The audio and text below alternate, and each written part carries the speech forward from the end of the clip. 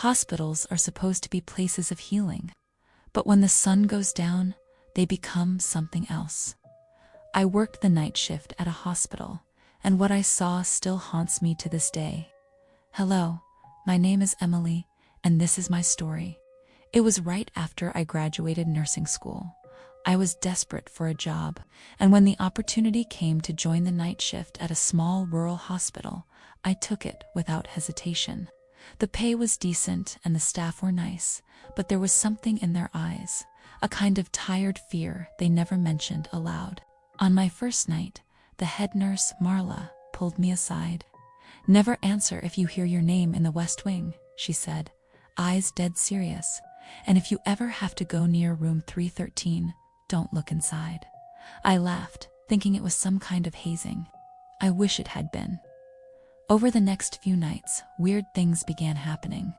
The elevator doors opened on their own, always at exactly 3:13 a.m., every time they were empty, except once when I saw a man in a lab coat, just for a split second. But when I looked again, he was gone. I started hearing children's laughter in the maternity ward. The problem was, the maternity wing had been shut down for over 10 years. I brought it up to the team. Most brushed it off, but one older janitor mumbled, "It's just them playing again. Let 'em be." Who was them? One night, the hospital was short-staffed. I was assigned to monitor room 313. As I walked toward it, the door was ice cold to the touch. Inside was a comatose man. No name, no medical record, just there unmoving. As I checked the monitors, I swear I saw the man smile. His eyes never opened, but his lips curled ever so slightly. Then my pager buzzed. A message. "Get out." I checked the origin. It came from my pager. I tried to take off my shift. There had to be a logical explanation for all of this. So I pored over the patient files.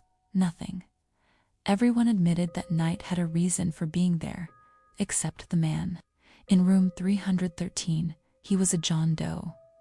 The police had dropped him off 2 days prior, but no one knew where he came from or how he got there. I decided to resign, but I had one final night to work. At exactly 3:13 a.m., everything changed. All the lights shut off. The monitors flatlined. The emergency call lights all activated at once, red flashing. I ran for the stairwell, but every hallway I entered looped back to room 313. Then the door burst open. Dr. Caulfield walked out, skin pale, eyes black, his surgical coat drenched in blood. He whispered in Latin. I couldn't move. I couldn't breathe. So I jumped out the second-floor window, and I never went back. Years have passed. I joined a trauma support group for healthcare workers. We shared stories. One day, a new member joined.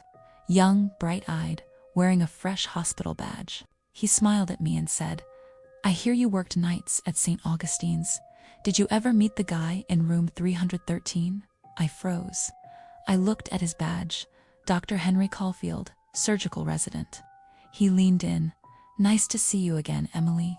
Some doors should never be opened, and some patients should never be disturbed."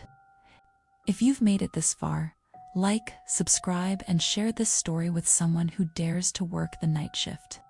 Thank you for watching.